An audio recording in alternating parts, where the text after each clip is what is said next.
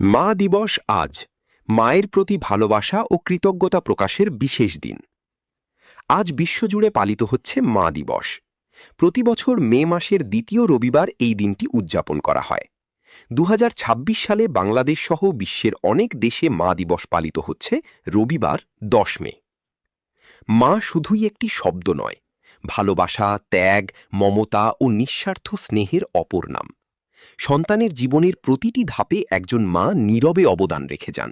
তাই মায়ের প্রতি শ্রদ্ধা, ভালোবাসা ও কৃতজ্ঞতা প্রকাশের জন্য দিনটি বিশেষ তাৎপর্য বহন করে। বাংলাদেশেও সাম্প্রতিক বছরগুলোতে মা দিবস উদযাপনের প্রচলন বেড়েছে।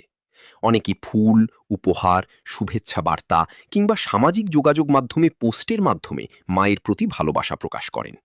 তবে অনেকের মতে মাকে সম্মান ও ভালোবাসার জন্য আলাদা কোনো দিনের প্রয়োজন নেই, প্রতিদিনই হওয়া উচিত মা দিবস। মা দিবসের আধুনিক প্রচলন শুরু হয় যুক্তরাষ্ট্রে।